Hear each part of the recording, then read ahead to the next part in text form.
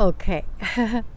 Hello, dear friends. Good afternoon. Such a beautiful, beautiful afternoon.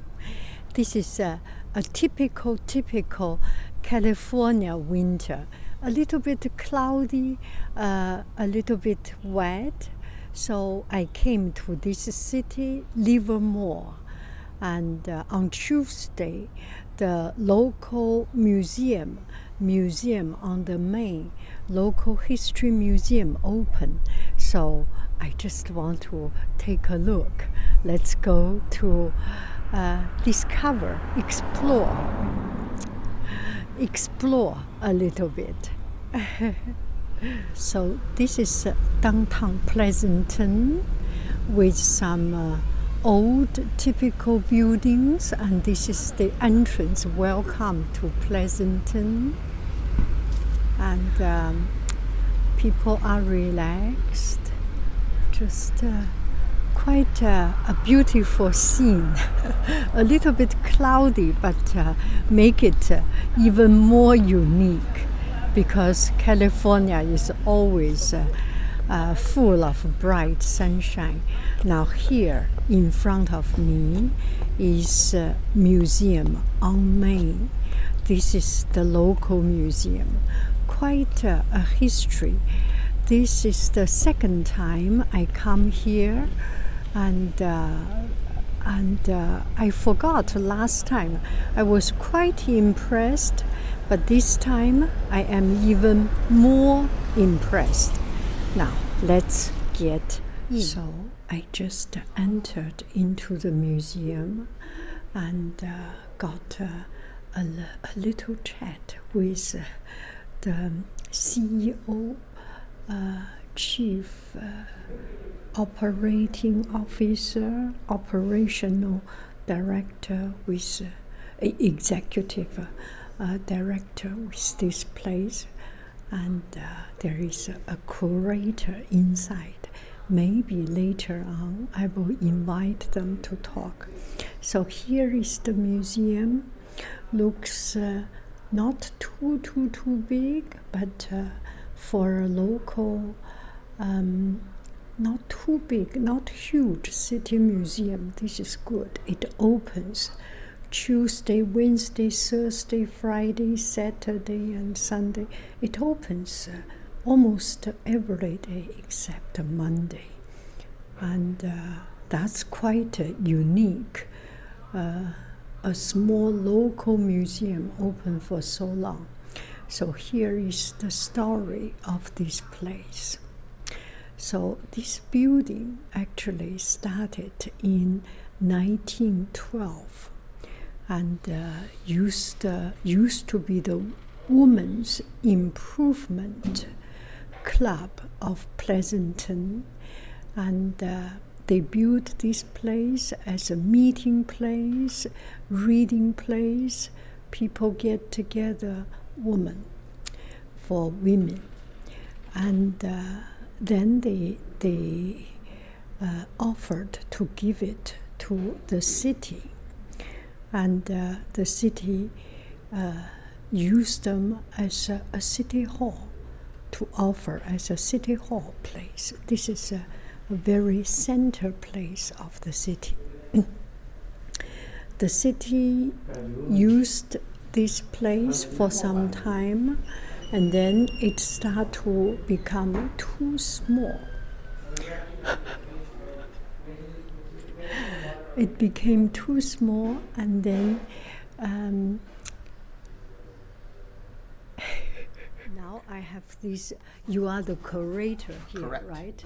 You may introduce yourself a little bit. All right. My name is Ken McLennan. I've been curator here at Museum on Main since the summer of 2008. My job involves managing the collections and developing and supervising the installation and removal of exhibits. Wow.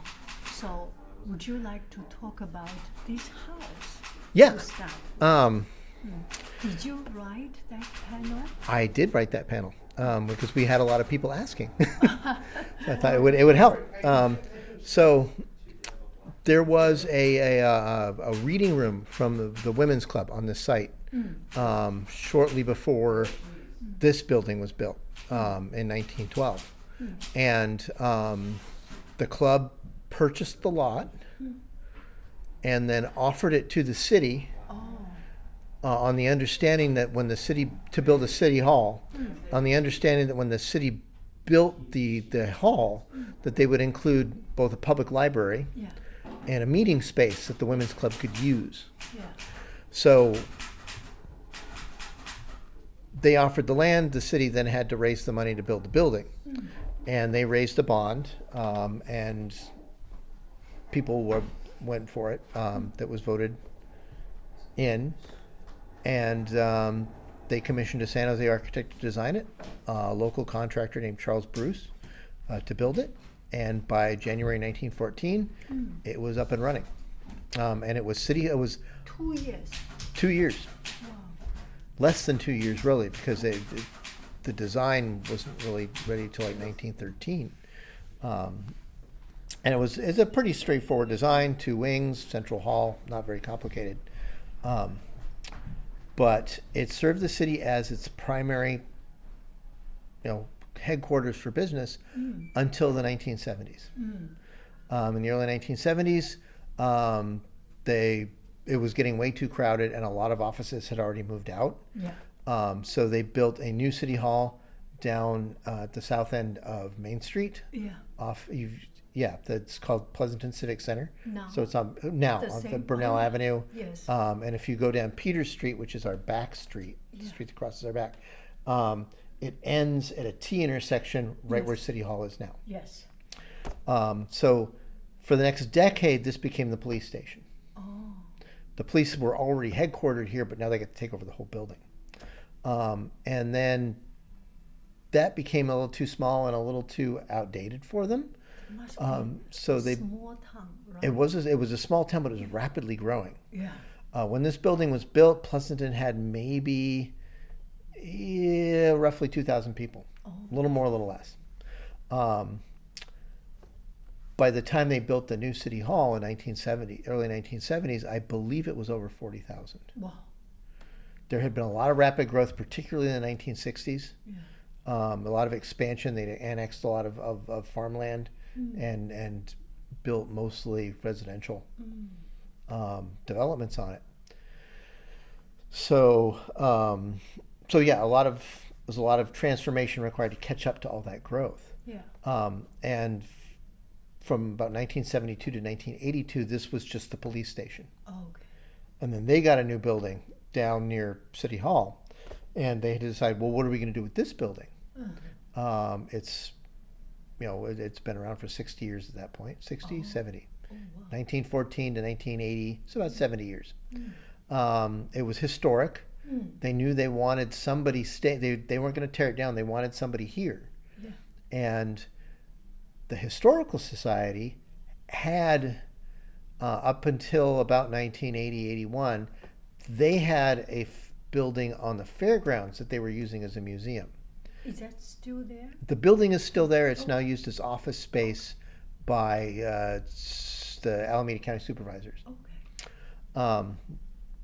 So they offered us this building to use, and we accepted the offer. We pay about $1 a year in rent right now, I believe. It's a sweetheart deal. And we took a few years to get it ready for us. Made some changes internal, and in the 1990s we built a little extension on the back for storage because our collections were getting bigger, and they still are. So we're dealing with a real crunch in our storage space and looking for a solution to that. Trying to raise money to get an off-site location where we can store the collections and then use this space for exhibits and programming and meetings and things. How interesting. Another thing I heard, this is the most desperate city. Used to be. Is that police enough It was. in this small place? It's hard to say because, and that's a reputation that some local people interested in the history have played up, because it's dramatic, because it sounds interesting. And in the 1850s and the 1860s, there were some rough customers around here. It wasn't a town yet. There were just a couple of farmsteads.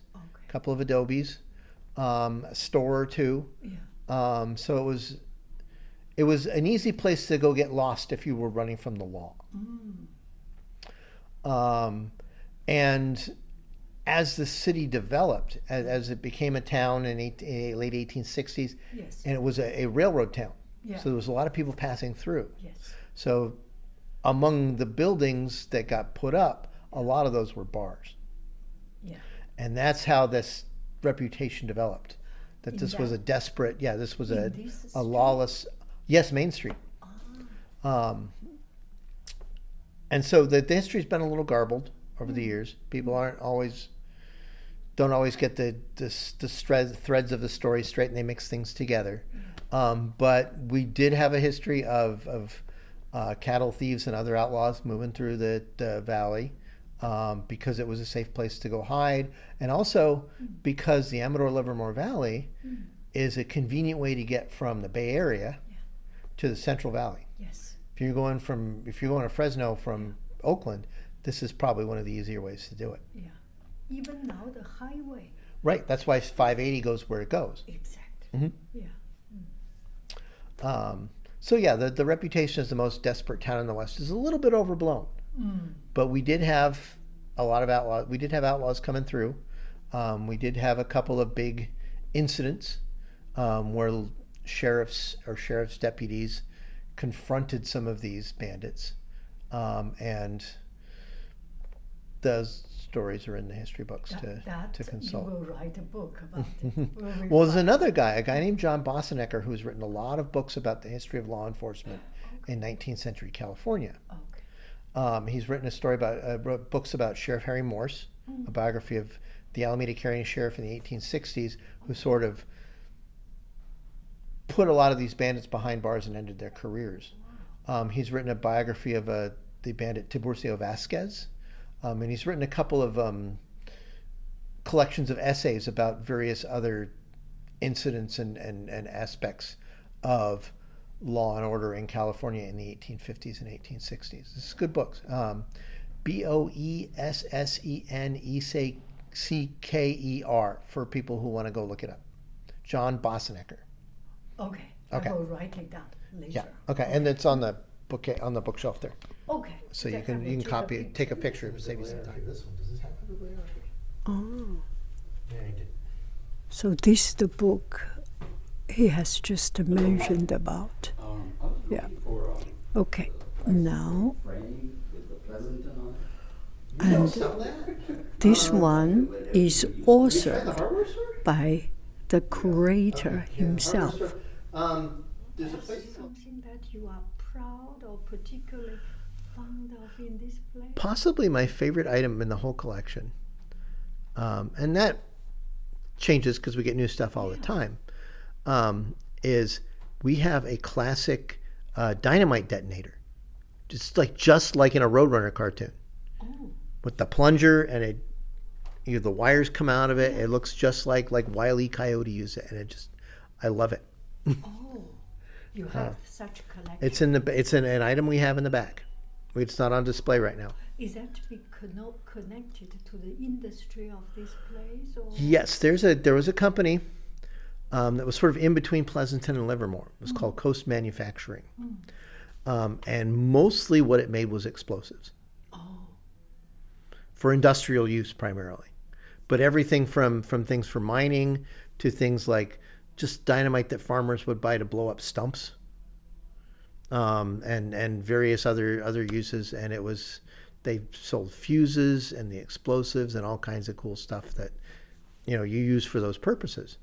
And we happen to have a dynamite plunger, which is a really cool thing to have. are you going to bring it up someday? Make a We've displayed it before, and we will probably display it again in the future when the right exhibit comes up. make Yeah. that part of history. Yeah. Would be so But we have like most museums, we have on display about Yeah. 8 to 10% of our collection, and the rest of it's in storage. Yeah. Because if you put everything out at once, it's just it looks like an antique store. There's no context. It doesn't tell any stories. So do you curate and make different exhibition? We do that. We do a combination. We have a long-term gallery. We call it the permanent gallery, but we really do change it like every 10 to 15 years. And that is basically our story of Pleasanton. That's the general local history. Our other gallery space is used for temporary exhibits that usually go from about 4 or 5 weeks to 12 or 16. Depending on the schedule and what we do. Some of those are ones that we develop locally, in the museum. We use our own collections. We borrow things from members of the community, and we focus on some aspect of local history. Like 2 years ago, both of our high schools had major anniversaries. Amador turned 100. Foothill turned 50. We did an exhibit for each of them. And that involved a lot of borrowing because we have some things about these high schools, but not enough to fill a whole gallery.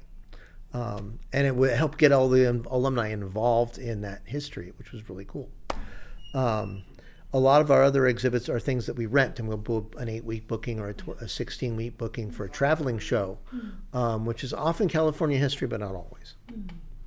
And we also annually do a collaboration with the Pleasanton Art League, the local artists organization. Yeah. So they have an 8-week show usually in January, and that's going to be our next temporary show coming up.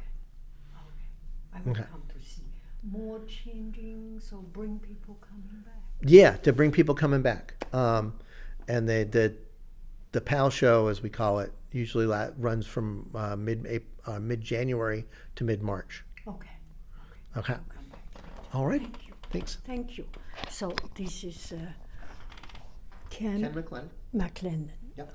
Thank you so much. You're very welcome. Is our rotating gallery. Oh, so yes. This changes every couple of months.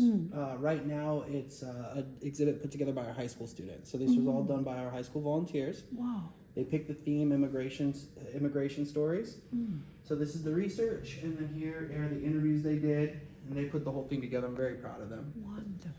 And then in there, so typically these galleries connect. They're usually the same, but right now they're separate. So it's Greetings from Everywhere, which is stories of Pleasantonians' travels. Wow. Through their artifact or through their souvenirs. Wonderful. And then July 10th, we're switching to Pleasanton Art League. Okay. And so it'll be an art show by local Pleasantonians. Okay. Awesome. How fun. Yeah, right? How did you think about the name Pleasantonian? This word already So there was for a long time? there was a general named General Pleasanton. Yeah. Pleasanton. He had like a little accent on the back of it. And so Ken will have better information about it, but essentially there was always the name came from either Alice Al or Pleasanton, and Pleasanton ended up sticking. Wow. So this one is a travel exhibition. Mostly people from Pleasanton travel to different places, and the travel souvenir. And also that picture is that everyone take a Pleasanton weekly and taking picture of all the places they have been. Some Greece, Santorini, Alaska, London, Colorado, Aspen. Yeah, all these places. It's so fun. I remember I took a picture in Russia with my team, Sharks team. That kind of connection is really touching. When you are proud and you feel belong to a family. I belong to the shark family, so I go anywhere with my shark. With my shark. That was more than 10 years ago. The shark playoff tower. I still use it now. Those are the travel souvenirs. Now, let's keep on. So this one is their main permanent collection, as that gentleman said. So the beginning, native people lived here, and then the Western colonization, and this area used to belong to the Mexican invasion, Mexican land, and the very strong Mexican influence. And then they start to build their town, a new town. All this, and this area is a very important transportation outlet, tunnel, or transportation crucial field. Go to the Golden Field, go to San Francisco, you pass by here, and now there are highways, particularly made highway just for the transportation to connect these places. Okay, let's keep on, and this one is their temporary exhibition. They change from time to time, and one thing impressive is that these are done by the local high school students. That was a very well planned, very well presented exhibition of immigration, coming to start a new life, coming to look for new opportunity and escape some horrible. So this was my trip in the afternoon in a neighboring city. I drove around 20-30 minutes, and it's quite fun and interesting. And seeing the history, seeing California, different cities, I kind of start to get a pattern. And at the beginning, the local people here, the Native Americans living here, and then the missionaries or Spanish or Mexican invasion, and the gold rush, and the city becomes quite rumbustious, rulers, and with salon, and then the train station, and then the technology came, and that's how California kind of a certain pattern in it, and now people are living in such a good life, and it's so good to see, and to see the development today and look back at the history, just very interesting. Anyway, I am not going to go deep on this, and I am not so deep on this. I just find it interesting. I am curious, and that's it. Bye-bye, friends. I love you. I really do. Do. Goodbye. Bye.